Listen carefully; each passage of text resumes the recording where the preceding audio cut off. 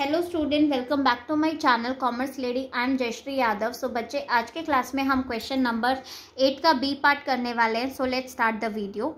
Enter the following transaction in the cash book with cash and bank column. ठीक है, so first entry देखते हैं हम। जून 1 cash in hand बोला है 800, cash bank overdraft is given 5700। सो हम इसे कहाँ करेंगे? कैश इन हैंड मतलब कि हमारा बैलेंस, अभी मेरे पास इतने पैसे हैं, अमाउंट है, तो इसे हम कहाँ पे रिकॉर्ड कर देंगे? On the debit side record कर देंगे 800 to balance BD. And bank overdraft कहाँ रिकॉर्ड करते हैं? On the credit side record करेंगे 1 Jan by balance BD 5700। Clear? यहाँ तक समझ में आया? ठीक है। नाउ नेक्स्ट देखो 7 received a cheque from Bharti. हमें क्या हुआ है? एक चेक रिसीव हो रहा है भारती से। कितनी अमाउंट का? 3250 का चेक रिसीव हो रहा है। ठीक है, अब इसी के जस्ट नीचे वाली भी एंट्री देखो बेटा। Deposited the above cheque into bank. हमने क्या किया है? 9th को हमने क्या किया है? उस चेक को डिपॉजिट किया है। तो इस केस में जो 7th की एंट्री है वो पास नहीं होगी। हम कौन से डेट पे एंट्री पास करेंगे? 9th में, जिस दिन हम बैंक में डिपॉजिट कर रहे हैं, पैसा हमें मिल रहा है, उसी टाइम दिखाएंगे ना कैश बुक में, राइट? ठीक है, सो 9th में एंट्री पास कर लेंगे हम। जो चेक इन हैंड था वो मैंने क्या कर दिया? बैंक में डिपॉजिट कर दिया, राइट? तो 9th में एंट्री क्या हो जाएगी? To cheque in hand. जो चेक इन हैंड था उसे मैंने बैंक में डिपॉजिट कर दिया। कितनी अमाउंट थी? 3250। Is it clear? समझ में आया? ठीक है। Next, paid to Bhavna by cheque. हमने क्या किया? पेमेंट करी है भावना को, चेक से पेमेंट करी है 2425 की। ठीक है, सो इसे रिकॉर्ड कर लेंगे हम। On the credit side payment करी है तो क्रेडिट में रिकॉर्ड करते हैं। सो 12 बाय भावना। ठीक है, कितनी अमाउंट हम रिकॉर्ड कर लेंगे? 2425। नाउ नेक्स्ट देखो, भारतीज चेक रिटर्न डिसऑनर। हमने क्या किया? भारती का जो चेक था, जो ऊपर भारती से हमें जो चेक रिसीव हुआ था, वो डिसऑनर हो गया, बाउंस हो गया, पेमेंट रिसीव नहीं हुई है। ठीक है, तो इस केस में हम क्या करते हैं? हमने यहाँ पे क्या किया था? डेबिट अमाउंट मिल रही थी, बट हमें कोई अमाउंट मिली नहीं है अभी, राइट? तो हमें उसे कैंसिल करना पड़ेगा वो एंट्री को। तो उधर हमने डेबिट किया था, तो यहाँ पे हम उसे क्या कर देंगे? क्रेडिट कर देंगे। जैसे आप मैथ्स में प्लस माइनस का इफेक्ट करते हो ना, सेम उसी तरह यहाँ पे डेबिट किया, तो यहाँ पे इसे क्या करना है? हमें क्रेडिट कर देंगे। ठीक है, सो 2015 की एंट्री क्या हो जाएगी? बाय भारती। बाय भारती कितनी अमाउंट थी चेक की? 3250 बैंक कॉलम में हम इसे लिखेंगे। इज इट क्लियर बच्चे? ठीक है। नेक्स्ट देखो, withdraw from bank for office use. हमने क्या किया है? विड्रॉ करा है बैंक से for office use. Office use के लिए बैंक से विड्रॉ करी है हमने कुछ अमाउंट। सो क्या एंट्री हो जाएगी? कॉन्ट्रा एंट्री हो जाएगी। इसमें हमारी क्या एंट्री हो जाती है? Cash to bank. ठीक है, आई होप अभी तक आपको ये समझ में आ गया होगा।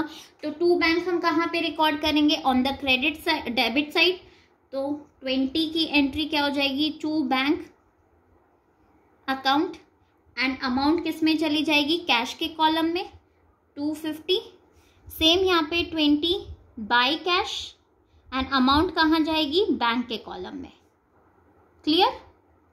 ठीक है। नेक्स्ट देखो, check received from Panna Lal and endorse it in favour of Kamal on 28 जून। हमने क्या किया? चेक रिसीव हुआ मुझे पन्ना लाल से। ठीक है, अगर यहाँ तक रहता तो बच्चे हमें इस एंट्री को रिकॉर्ड करती, लेकिन मैंने क्या कर दिया?